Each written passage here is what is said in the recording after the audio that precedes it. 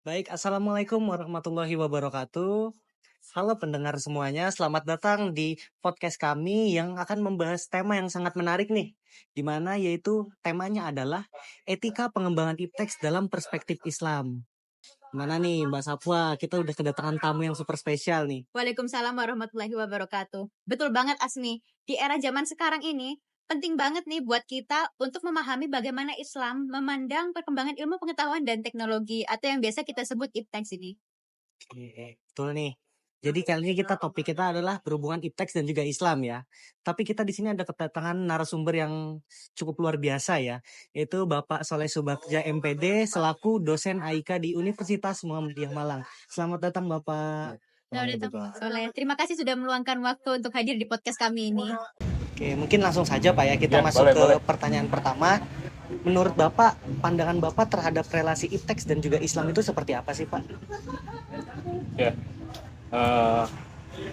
Bismillahirrahmanirrahim. Assalamualaikum warahmatullahi wabarakatuh. Waalaikumsalam warahmatullahi wabarakatuh. Pertama, kalau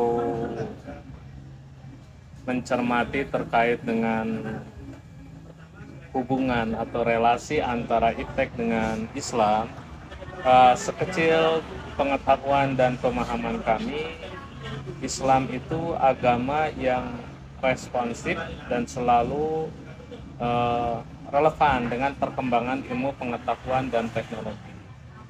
Dan itu bisa dibuktikan dari temuan-temuan para peneliti yang mengungkap tentang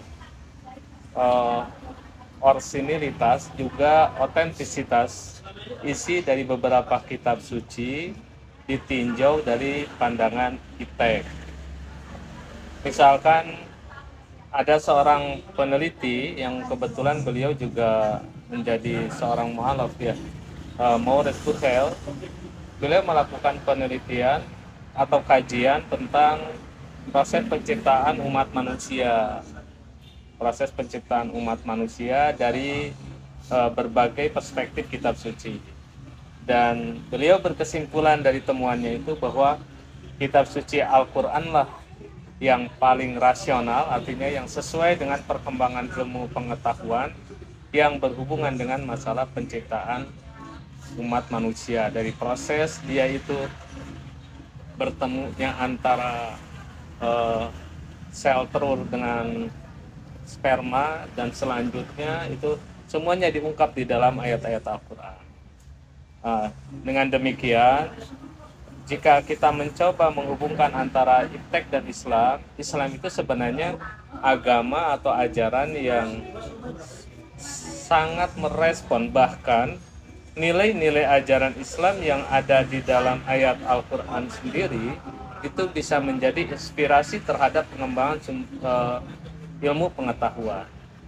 Jadi bukan dikatakan itu ilmu pengetahuan, bukan, tapi menjadi sumber inspirasi untuk pengembangan ilmu pengetahuan di dalam ayat-ayat Al-Quran. Begitu. Wah, ini menarik ya Pak. Jadi menurut Pak Soleh ini masih sangat relevan ya Pak dan sejalan banget sama perkembangan zaman ya Pak, atau bagaimana? Betul. Jadi kalau kita melihat merujuk beberapa ayat Al-Quran, misalkan Allah itu seringkali menantang umat manusia terkait dengan masalah bagaimana Allah menciptakan kesemestaan ini. Misalkan ada ayat-ayat yang berbunyi afala ta'qilun, afala tatafakkarun, atau misalkan inna fi dzalika laayatal liulil absar, misalkan begitu. Jadi semua itu bisa menjadi tanda pelajaran bagi orang-orang yang ulul absar atau ulil albab, mereka yang memiliki pandangan, mereka yang memiliki akal. Semua itu bisa menjadi tentunya inspirasi bagi siapapun yang berusaha untuk mengembangkan ilmu pengetahuan tersebut. Jadi ayat Al-Quran itu sangat-sangat relevan dengan perkembangan ilmu pengetahuan. Hanya jika misalkan ada kasus yang sifatnya manusiawi, artinya orangnya, maka tentu orang Islam itu tidak bisa dijadikan sebagai parameter bahwa itu adalah ajaran Islam terkait dengan masalah iptek ini. Misal, ada orang Islam dari sisi pengobatan, maka dia kembali kepada teks-teks yang ada, misalkan harus seperti di zaman Nabi, sehingga ada istilah Tibun Nabawi. Lalu dengan demikian beliau punya pemahaman, karena Nabi itu melakukannya seperti itu cara pengobatannya, sehingga di zaman sekarang pun seolah-olah dipaksa harus seperti pengobatan di zaman Nabi. Nah, ini bukan ajaran Islam. Ini adalah personal muslim.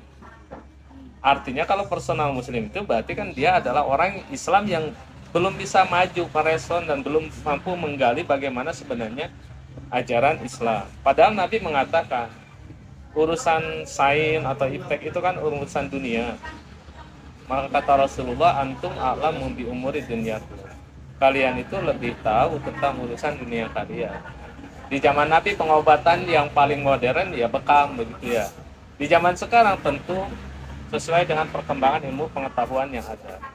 Nanti kalau misalkan umat Islam harus seperti Nabi pengobatannya, ya tutup aja fakultas kedokteran jadi fakultas perbekaman gitu ya. Iya, Pak. Kan begitu. Makanya di Muhammadiyah dipahami Islam itu dengan general, bagaimana Islam itu selalu relevan, terutama selalu merespon, bahkan bukan hanya merespon, tapi mampu menciptakan perkembangan ilmu pengetahuan berangkat dari ayat-ayat Al-Quran. Biasa ya. Oke, baik Pak. Kalau gitu menurut Bapak cara yang tepat untuk mengintegrasikan nilai-nilai Islam dalam ipteks itu gimana, Pak?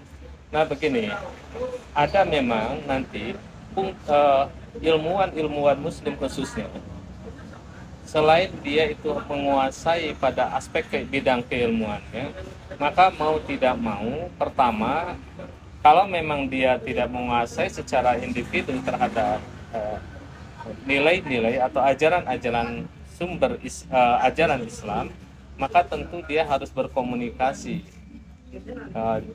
Kalau di dalam istilah di Muhammadiyah itu ada yang disebut dengan konsep ijtihad jama'i atau ijtihad kolektif.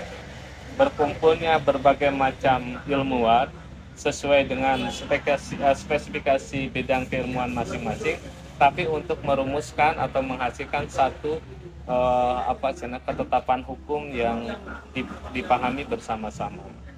Misal begini ya, orang yang berkecimpung di dalam kedokteran, maka setidaknya dia harus memahami konsep ajaran Islam yang ada hubungannya dengan ilmu kedokteran. Tidak selalu keilmuan itu harus dipraktikkan, karena nanti ada kalanya keilmuan yang misalkan harus dipraktikkan itu justru secara nilai ajaran Islam bertolak belakang.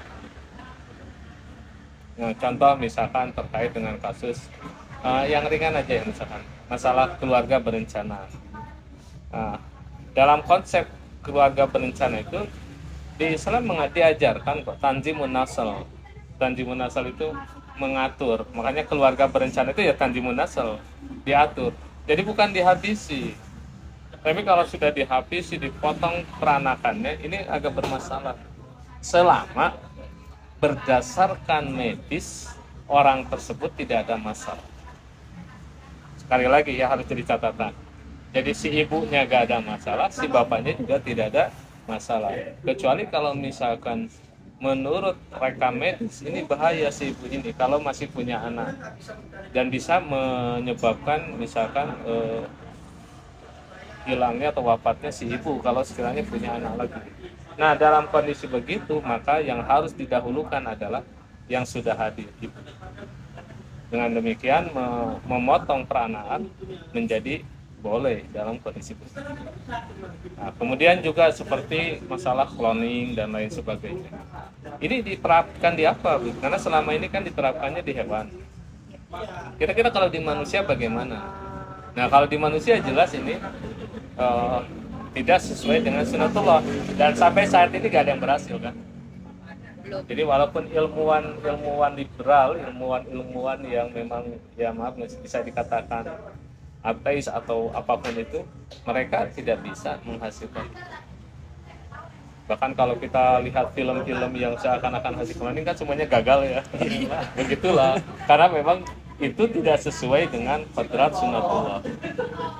Nah, jadi mau tidak mau kalau ingin mengintegrasikan itu, seorang ilmuwan itu, seorang saintek itu atau saintis itu dia harus juga mendalami, atau paling tidak yang kedua kalaupun tidak mendalami, berinteraksi dengan orang-orang yang memahami tentang konsep Islam. Dari Pak Soleh ini kan seorang pengajar, seorang dosen di UMM ya Pak. Mungkin kalau misalnya selama Pak Soleh mengajar ini ada tidak sinergi-sinergi IPTEX dan ajaran Islam yang Bapak lakui gitu, atau yang Bapak temukan selama di sini? Nah, saya kira kan pendekatan penggunaan pemanfaatan hasil teknologi saja yang kita pakai di kelas itu sudah kita berusaha bukan hanya mensinergikan tapi justru memanfaatkan bahwa Islam itu begitu. Kalau teman-teman lihat misalkan tayangan film Sang Pencerah dulu ya, orang belajar Islam karena kebetulan namanya sekolah Islam, baru pakai papan tulis saja sudah disebut sekolah kafir kan ya? Iya kan? Iya, ada Nah, seperti itu, Pak. dan memang begitu di film zaman itu. Jadi kalau sekolah pakai bangku saja, sekolah pakai bangku, sekolah pakai papan tulis, karena saat itu barangkali alat alat di lembaga pendidikan untuk pembelajaran itu yang paling modern seperti itu sudah dianggap kafir karena menyerupai orang kafir. Nah, yang pendapat begitu itu personal. Jadi dia belum maju pemikirannya. Ternyata kehadiran Kiai Haji Ahmad Dahlan mendobrak itu. Bahkan sekarang bukan hanya itu, tapi juga sudah sampai ke penggunaan teknologi dan lain sebagainya. Nah, untuk apa itu? Itu untuk menunjukkan bahwa Islam itu tidak seperti yang selama ini dituduhkan, ketinggalan zaman, tidak bisa mengikuti ilmu pengetahuan dan lain sebagainya. Padahal Islam itu sungguh bisa menjadi inspirasi sumber ilmu pengetahuan. Makanya kan di zaman Abbasiyah banyak umat Islam yang menguasai keilmuan. Coba saja dicek sih nanti ya. Ahli, mulai dari ahli matematika dan lain sebagainya. Kan makanya kenapa Al-Jabar gitu ya. Iya, Pak. Karena memang diawali dengan al itu ya itu orang Islam penemunya. Ibnu Sina siapa, beliau yang terkenal dengan Avicenna. Mereka selain memahami konsep tentang Islam, sainnya juga bagus sehingga pas. Nah, zaman sekarang kan sulit menemukan begitu. Iya, Pak. Nah, zaman sekarang mau tidak mau, dia yang bergerak dalam bidang misalkan, saya seorang teknokrat atau misalkan teknisi dan lain sebagainya. Ya mau tidak mau hubungkanlah dengan Islam. Sehingga apa yang disampaikan, apa yang dihasilkan dari produk-produk pengetahuannya itu tidak sampai bertolak belakang dengan ajaran Islam, tapi justru mendukung, bahkan sesuai dengan ajaran Islam. Oke. Luar biasa ya penjelasan dari Keren Pak banget. Saleh, keren banget. Tapi menurut Bapak sejauh mana sih Pak peran etika Islam tuh dalam membimbing para ilmuwan gitu? Nah, disitulah Islam hadir bagaimanapun pula betul ya untuk membimbing kita beretika, berakhlak. Bahkan kata Rasulullah, Nabi ketika innama bu'istu li utammima makarimah akhlak, bahwasanya Rasulullah, aku diutus kata Rasulullah itu adalah untuk menyempurnakan akhlak. Maka nilai-nilai ajaran Islam yang ada di dalam baik itu Al-Quran maupun di dalam hadis Nabi Shallallahu Alaihi Wasallam, nah itu sebenarnya mau tidak mau harus dikuasai dan diketahui oleh para ilmuwan. Mengapa?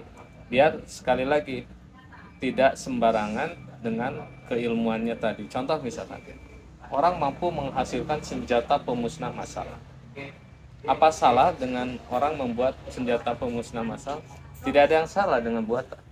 Yang salah itu kalau dia membunuh orang secara sembarangan.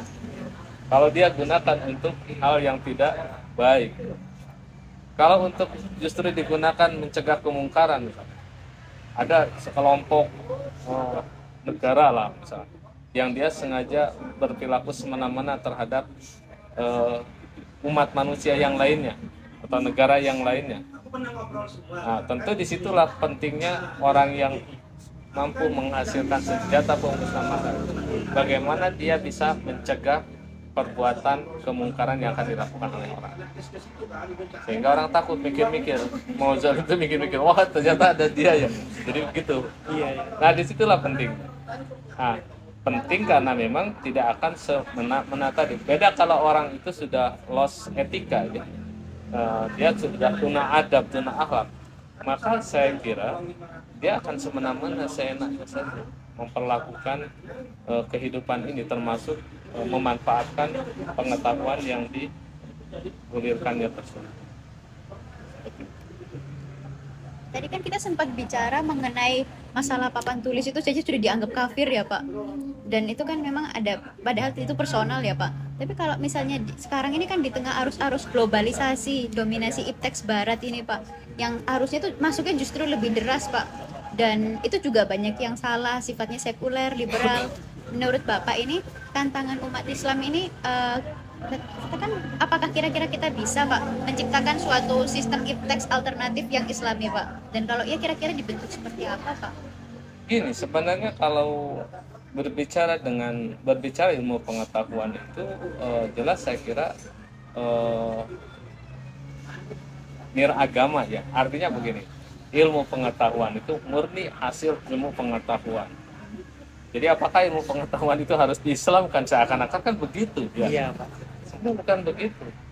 Tapi yang penting itu bagaimana produk ilmu pengetahuan itu tidak melanggar etika atau akhlak Islam. Itu aja sebenarnya. Apapun itu. Makanya kan saya contohkan seperti tadi. Orang mampu menciptakan senjata. Ini kan yang berbahaya sekali, senjata pemusnah massal. Apakah lalu karena Islam itu misalkan tidak membenarkan pembunuhan dan lain sebagainya, orang nggak buat senjata itu? Ya enggak, silakan buat. Tapi tujuannya untuk apa? Bukan untuk membunuh, tapi tujuannya mencegah perbuatan keji dan mungkar. Itulah nilai-nilai etikanya. Dan ilmu pengetahuan itu siapapun juga bisa menghasilkan produk ilmu pengetahuan. Nah, Islam mendorong perkembangan ilmu pengetahuan. Islam sangat mendorong sekali. Karena memang pengetahuan itu nanti akan bermanfaat sekali lagi terhadap perkembangan Islam sendiri. Jadi bukan lalu dalam arti ilmu pengetahuan harus diislamkan, ya nggak begitu. Ilmu pengetahuannya tetap seperti itu.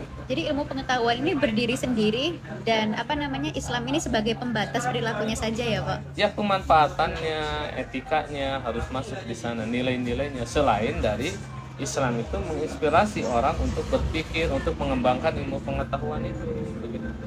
Selain dari norma etikanya, tapi juga menjadi inspirasi. Kan banyak saya kira ya di ayat-ayat Al-Quran seperti di surat Al-Imran ayat 190, Ar-Rum ayat 22, yang Allah menciptakan langit dan bumi, Allah menciptakan segala sesuatu lah ciptaan di muka bumi ini, itu ternyata bisa menjadi pelajaran bagi orang-orang yang berakal. Dan itu merupakan ayat-ayat Allah. Sama halnya dengan begini, orang misalkan menemukan virus ya. Kan bagi orang yang menemukan virus, mengembangkan virus, kira-kira itu ada manfaat atau tidak? Bisa. Nah, makanya itu tergantung. Nah, disitulah masuk nilai-nilai Islam. Kalau orang itu misalkan dia seorang penemu virus, mampu mengembangkan bahkan nanti, ternyata imunnya itu seperti ini, kan itu sangat bermanfaat sekali. Benar. Tapi juga kalau orang itu tidak memegang nilai-nilai ajaran Islam, bisa saja sembarangan. Nah, ini bisa dimanfaatkan untuk misal kepentingan sifatnya ekonomi dan lain sebagainya. Nah, seperti itu. Nah, Pak Soleh ini kan adalah seorang pengajar ya Pak. Apakah Bapak ini pernah mengalami tantangan Pak dalam menyelaraskan ipteks dengan nilai agama? Kalau mungkin pernah, mungkin contohnya seperti apa Pak? Terus bagaimana Bapak mengatasinya begitu? Maksudnya seperti apa? Mungkin ketika Bapak mengajar, apakah Bapak pernah mengalami sebuah tantangan Pak dalam menyelaraskan antara ilmu pengetahuan teknologi dengan nilai agama begitu Pak? sebenarnya begini ya, terkait dengan ilmu pengetahuan atau teknologi dan agama bukan menjadi satu penghalang, tapi justru sekali lagi dua hal itu saling mendukung satu sama lain.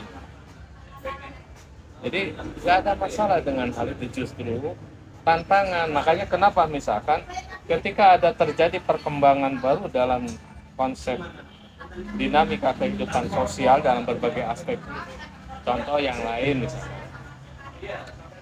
kalau menurut saudara sendiri sekarang dikembangkan misalkan hasil teknologi ya, ini kan hasil teknologi, ternyata ada pasar berbasis teknologi dan pasar berbasis online, itu kan produk pengetahuan enggak? Iya, Nah, untuk pengetahuan. apa Islam harus keluar menghindar? Jangan, itu gak sesuai dengan zaman Nabi gitu, gak oke atau gimana? Justru disitulah tantangannya. Bagaimana produk ketika ada hal seperti ini, sesuatu yang gak pernah terjadi, jangankan di zaman Nabi, di zaman sahabat aja gak ada, tabiin aja gak ada.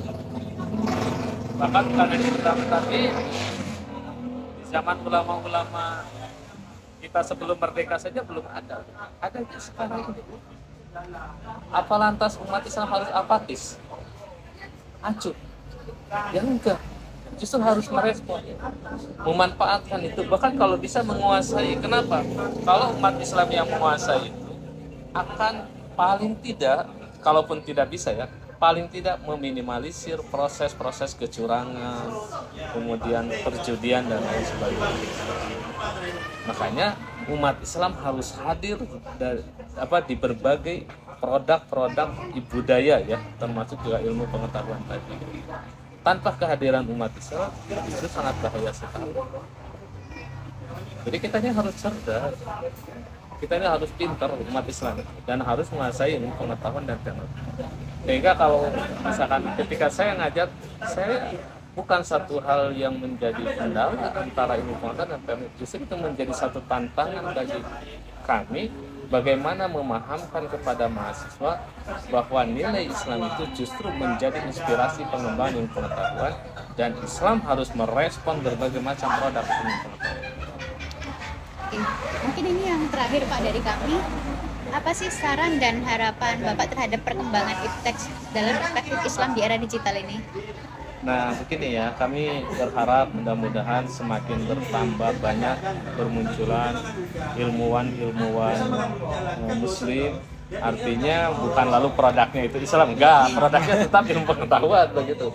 Hanya insya Allah mereka yang ilmuwan Muslim itu tentu ketika menghasilkan sebuah produk dia tidak akan melanggar norma-norma etika Islam selama mereka menguasai terhadap nilai-nilai etika Islam.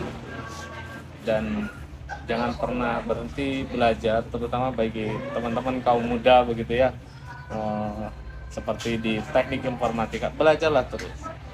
Belajarlah saudara-saudara juga misalkan tentang virus komputer begitu ya.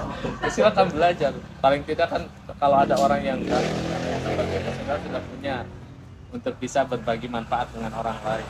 Belajarlah program-program yang memang justru bisa mengcover seperti tadi. Ini dengan perkembangan teknologi, ilmu pengetahuan dan teknologi ini kan kalau kita gak hati-hati bisa buyar semua gitu. Iya. Justru teknologi ataupun ilmu pengetahuan itu dia bisa bernilai manfaat manakala kita manfaatkan sesuai dengan nilai-nilai norma Islam. Dan sebaliknya bisa saja menjadi madarat. Semua kembali kepada pemanfaatan. Produk juga sama-sama. Nah, artinya produknya itu bisa bernilai manfaat, bisa enggak. Gelas saja kan begini, ini kan jadi manfaat ya. Iya. Coba kalau gelas ini dipakai lempar orang gitu ya. Berbahaya Pak. Nah itu kan, artinya gelas apakah dengan berbahaya itu lalu kita mengatakan gak ada gunanya gelas? Ya enggak. Gelas itu gak beragama. Tergantung kita memanfaatkan. Begitulah ilmu pengetahuan sebagai produk dari pemikiran itu. Masya Allah, kayak luar biasa sekali ya penjelasan dari Bapak Soleh ini. Kami berterima kasih banyak loh Pak atas penjelasan yang Bapak berikan. Ya semoga ilmunya juga bermanfaat bagi kami Pak. Amin. Amin. Semoga ini bisa menjadi inspirasi dan panduan bagi kita semua dalam menghadapi kemajuan iptek dengan tetap menjunjung nilai-nilai Islam. Ya, Amin. sami-sami ya. Mudah-mudahan bermanfaat. Oke. Wassalamualaikum warahmatullahi wabarakatuh. Waalaikumsalam.